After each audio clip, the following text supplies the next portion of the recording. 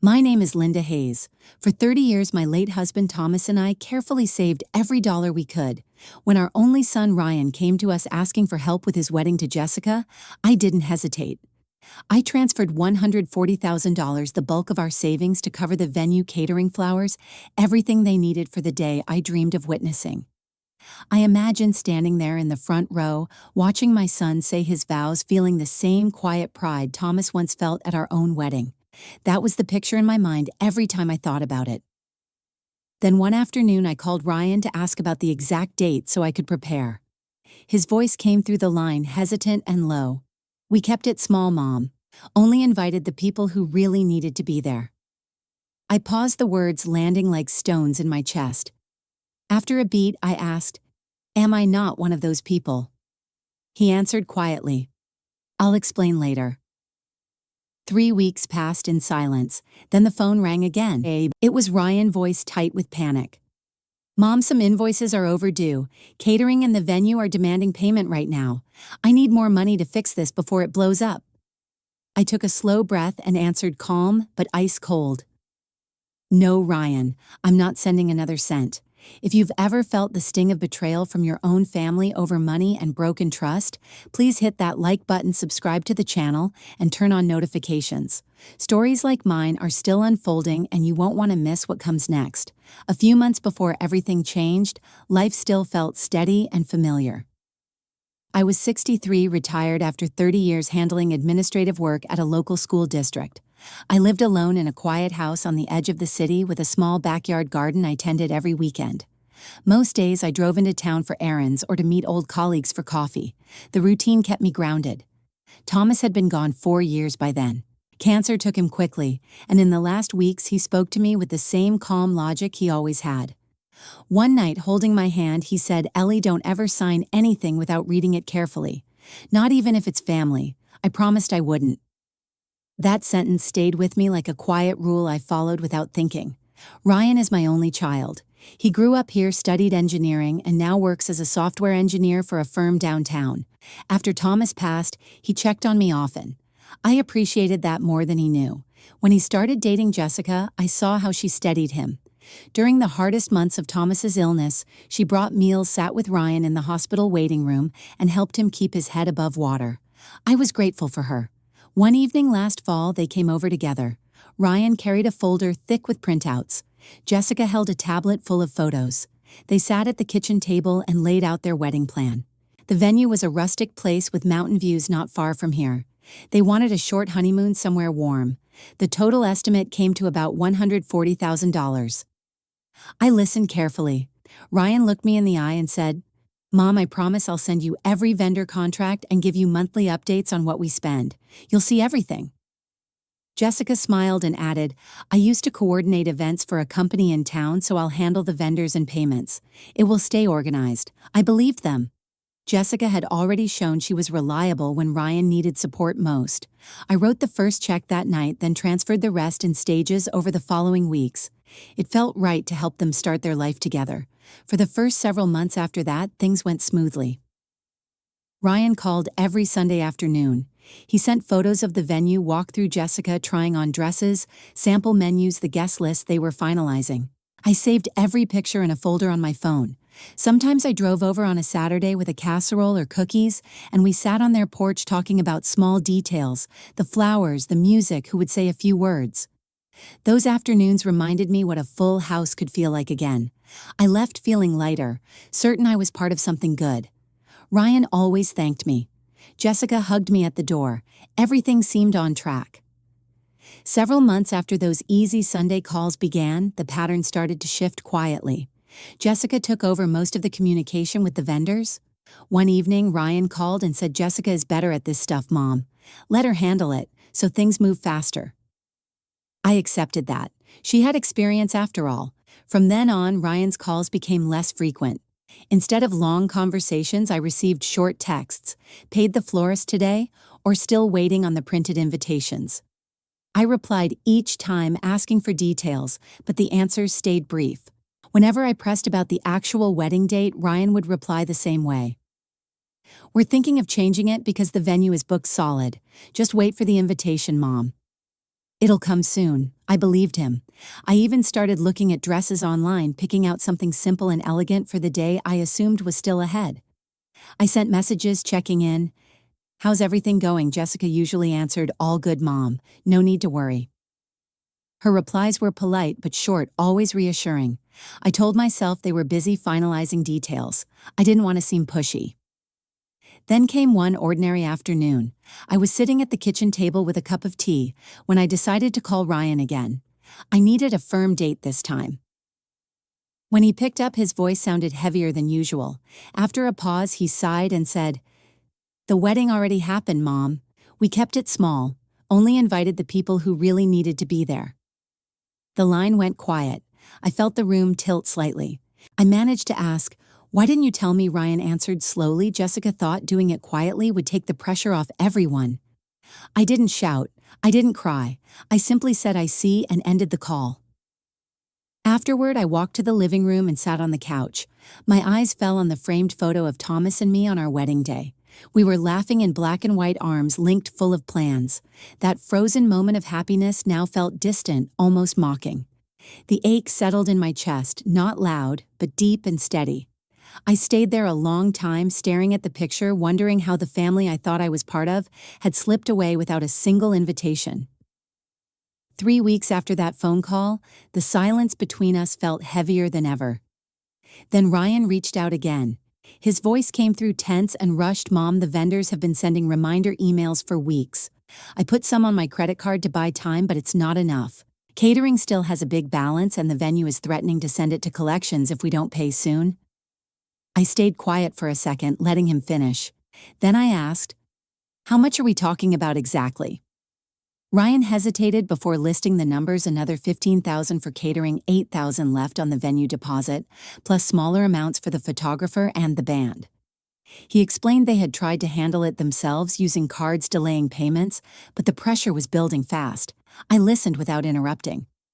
When he finished, I said evenly, "You'll have to figure out the rest on your own, Ryan." He went quiet on the other end. I could almost hear the surprise. After a long pause, he muttered, "Okay, Mom," and hung up. I set the phone down and walked to my desk. For the first time since the wedding news, I opened my old bank statements, the ones I had printed when I started transferring the money. I spread them across the table and began tracing every transaction from the past 8 months. The first few looked normal: deposits to the venue, payments to the caterer, a line for the florist. But as I went further, patterns emerged that didn't match the updates Ryan had sent early on. There were large transfers to names I didn't recognize, companies or individuals I had never heard mentioned in any of the photos or texts. One vendor received multiple payments totaling more than $20,000 over 4 months, yet Ryan had never mentioned them. Another entry showed a wire for $12,000 to a name that appeared only once with no description. The total spent had already exceeded the original estimate by a noticeable margin. I pulled out a notebook and started jotting down dates, amounts, and payees. Each line I added made the unease grow sharper. These weren't small oversights. They were deliberate, unexplained outflows from the account I had funded. I sat back and stared at the pages. The numbers stared back. What had begun as quiet disappointment was turning into something colder, more certain. I wasn't angry yet, just focused. I knew I needed to understand exactly where the money had gone before I decided what to do next. I couldn't let it rest there. The notebook pages were filled with questions that had no answers yet. The next morning, I called Stephen, an old colleague from my school district days who had retired to Boulder a few years back. He still practiced law part-time when friends needed help. I explained what I had found in the statements without emotion, just the facts. Stephen listened quietly, then said, "You need an independent set of eyes on this, Linda. Hire a freelance accountant who isn't connected to any of you. I can recommend someone reliable." I took his advice. That afternoon, I contacted Carol, a retired CPA who did contract work for individuals. She had a reputation for being thorough and discreet. I met her at a coffee shop near downtown the following week and handed over copies of every statement, transfer receipt, and invoice Ryan had ever sent me. Carol scanned the pages methodically, her expression neutral at first. After a few minutes, she looked up and asked the question that had been nagging at me. "Why don't these invoices have any breakdown of charges? No itemized lists, no vendor details beyond the total amount. That's unusual for wedding services." She didn't wait for me to answer. Instead, she pulled out her laptop and started searching public records for the unfamiliar payees. One name kept appearing: Kyle Events LLC. Carol dialed the number listed on one of the invoices right there at the table. A voicemail greeting played: professional generic, no personal name attached. She noted the registration date: the company had been formed only 4 months before the wedding, with no prior business history or reviews she could find online. Carol cross-checked the amounts against my statements. The total transferred to Kyle Events LLC came to $32,000 spread across 6 payments labeled vendor coordination and logistics fees. She shook her head slowly. This is a lot for coordination services, especially for a new entity with no track record. It doesn't add up. I felt a cold certainty settle in. Kyle was Jessica's brother. I remembered her mentioning him once in passing during those early planning days. She had said he was getting into event work. Now the pieces were aligning in a way I didn't want to accept. Stephen met me later that same day at his home office in Boulder. I brought Carol's preliminary notes. He reviewed the contracts Ryan had forwarded months earlier: the venue agreement, the catering terms, a few vendor add-ons. His finger paused on the signature pages. "Look here," he said. "The main venue contract has a personal guarantee clause. Ryan signed it alone. Jessica's name isn't on it. Same thing with 2 of the larger vendor agreements. If there's any default or dispute, the liability falls entirely on Ryan. His personal assets, his credit, everything. Jessica isn't exposed at all." I stared at the documents. The words blurred for a moment. Ryan had put his name and therefore his future on the line for every major expense, while the money I provided flowed through channels I had never approved or even known about. The $32,000 to Kyle wasn't an outlier. It was part of a pattern where transparency had been promised but never delivered. Stephen closed the folder gently. "This isn't just poor record-keeping, Linda. It's a structure that protects one person while exposing another. You funded this, and now the risk is sitting on your son's shoulders alone." I nodded, the weight of it sinking deeper. The unease from the night before had hardened into something sharper clarity. I thanked Stephen and drove home in silence, the notebook still on the passenger seat.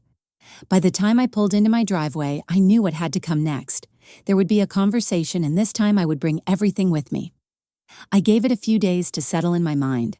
The facts were clear now, and waiting longer wouldn't change them.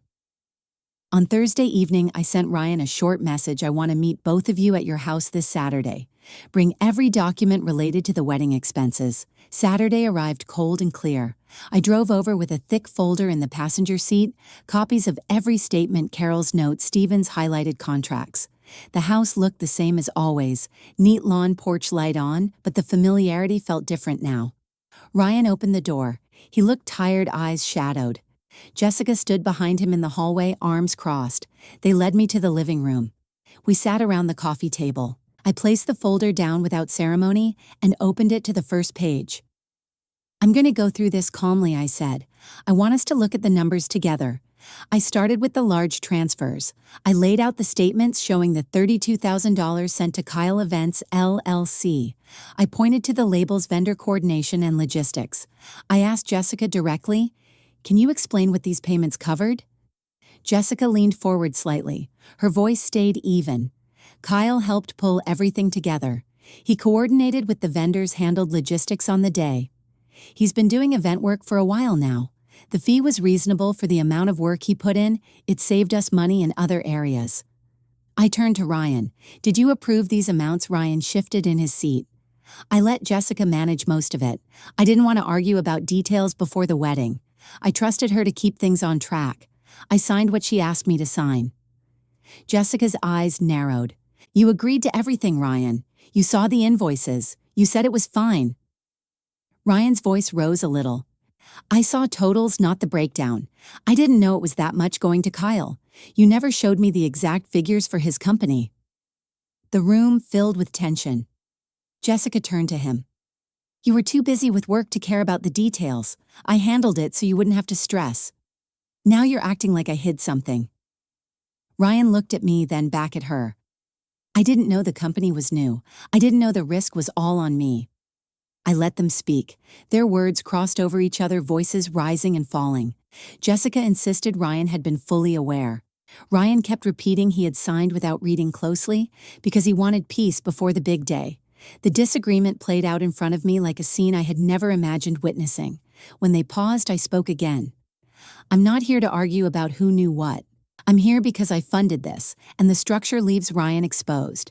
The venue and major vendors have personal guarantees with only his name. If anything goes wrong, it's his credit. His future on the line, not shared. Jessica's jaw tightened. We're handling it. We'll figure it out. I closed the folder slowly. I'm asking for the $32,000 paid to Kyle to be repaid. We can set up a plan, monthly installments over 12 months, or sign a clear financial commitment so everything is documented. That's fair. Jessica shook her head. We don't have the cash to start paying that back right now. Things are tight after the wedding. We need time. Ryan stared at the floor, silent. I waited a moment longer. Neither of them spoke again. I stood up. Then there's nothing more to discuss. I'm done here. I walked to the door. Ryan followed a few steps behind but didn't say anything. I stepped outside without looking back. The cold air hit my face as I got into the car. I started the engine and drove away. The house shrank in the rearview mirror until it disappeared. The months that followed made everything clear. Ryan received no further support from me. Without the additional funds, the unpaid balances piled up quickly. One vendor, the caterer, filed a small claims case in the local court to recover the outstanding amount. 2 others sent formal demand letters through their attorneys, threatening further legal action if payment wasn't made within 30 days. Ryan's credit score dropped sharply as late payments and collections appeared on his report. That single number now limited his ability to borrow for anything major in the years ahead: a house, a car, even basic lines of credit. Their marriage began under the weight of debt and eroded trust. Arguments that had surfaced during our meeting became routine. Jessica blamed Ryan for not staying on top of the finances. Ryan pointed to the decisions made without his full understanding. The lack of transparency that had started as convenience turned into resentment. I heard fragments through mutual acquaintances, nothing direct, nothing from them, but enough to know the strain was constant. Whether they would survive it, I didn't know. I had chosen not to ask. I continued living alone in the house, tending the garden each morning, meeting old friends for lunch or walks. The routine hadn't changed much on the surface, but the quiet felt different now, less empty, more deliberate. I thought often of Thomas's last words to me. Don't ever sign anything without reading it carefully, not even if it's family. The irony wasn't lost on me. Ryan had signed without reading closely, and the consequences had landed squarely on him. I asked myself more than once where I had gone wrong in raising him, whether I had trusted too much, protected too much, or simply failed to teach the hard edges of caution.